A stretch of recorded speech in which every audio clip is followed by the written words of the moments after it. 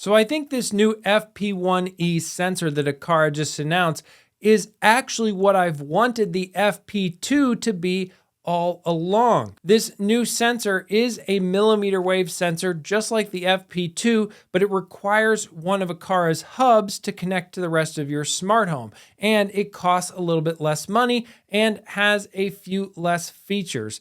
But let me explain why I actually think less might be more here. I'm Eric Welander. Welcome to my channel. If you're new here, I've been an app developer on Apple platforms since 2011, and I've been building out my smart home here on YouTube since 2018. So if you're into Apple or smart home tech, consider subscribing. Now, Aqara has added a lot of really impressive features to the FP2, both when it launched, but then with software updates since then. And well, I think a lot of those features are very useful to a lot of people. I don't want a sensor like this to monitor my sleep or to detect my falls, and I don't even need any of the multi-person zone detection. It's a cool magic trick and handy in certain cases, particularly with an open floor plan, but generally speaking, I just want one of these sensors to know if someone's in a particular room. And thanks to Aqara for sending me this sensor free of charge. This video, though, is not sponsored. So just like the FP2, the FP1E is a millimeter wave sensor, and this means it can detect the presence of humans. Now, as I hinted at already, the FP1E does not do multi-person zone detection. It just does detection of if there are people in front of it or not. And it has the same 120-degree field of view as the FP2, but it can only detect out to about 6 meters away from the sensor as opposed to 8 with the FP2. So it's a little bit less powerful, but you're still going to get the real benefit of a presence sensor, which compared to a motion sensor where maybe if you stop moving, the lights might turn out on you, you can actually set automations with a presence sensor of if people are standing or present in the room, it will keep the lights on, and then when people leave, it will turn the lights off. And it's actually smart enough to know that it's a person, not even, let's say, an animal. Now, in the box, of course, you get the sensor itself as well as a metal mount for the magnet base of the sensor, or you can also use the supplied sticky pad. I also find it interesting that a lot of times Aqara works with Apple Home on the front of their boxes. The one they happen to send me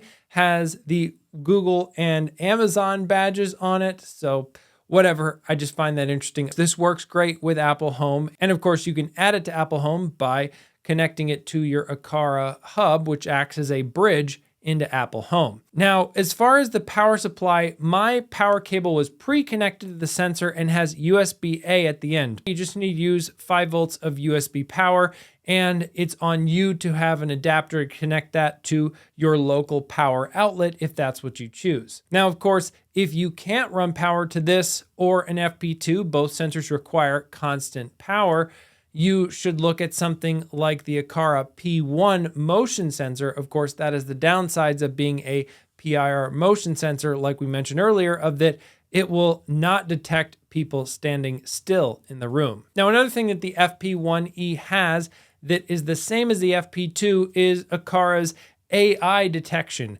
which you can go into the Aqara app and have it scan the room when nobody's in it to get a sense of how it's actually structured. And this will help it deal with things like interference or small pets, things like mirrors, metal objects, curtains, air conditioners, or in my case where I put it, the laundry room with the washing machine and dryer. Now, to automate it, you just go into Apple Home and choose when the sensor detects presence. Then you have a particular scene you want to have set. And then when it stops detecting presence, you can trigger another scene. Of course, you can link these to specific accessories in the Home app, but my advice for Apple Home automation is that almost or all automations are tied to a scene. It will make your life easier when you change what sensors trigger that automation, as well as what lights or things you want to happen during all those different potential triggers. So I put this sensor in my laundry room. I've been using it for about a week, and so far the performance has been great. I've had a bunch of wireless issues with various other smart home products in this particular laundry room. And so far, this Zigbee powered FP1E works great. And it's actually controlling a Wi-Fi Matter smart bulb that's in the ceiling. And so when someone walks into the laundry room, it will turn on the lights. And then when someone leaves, of course, it'll turn them off. And that's compared to my FP2 sensors from Aqara, which over recent months have had a number of buggy days, especially once I upgraded the M3 hub. I think some of the connections there, Aqara's been sorting out some details of bugs, which they've fixed with software updates. But of course, that sensor's had its sort of ups and downs recently, where so far this FP1E has been rock solid for me. Now, speaking of Aqara's hubs, you do need any of Aqara's hubs that support the Zigbee 3.0 standard, which is all the hubs they sell today and a lot of their recent ones.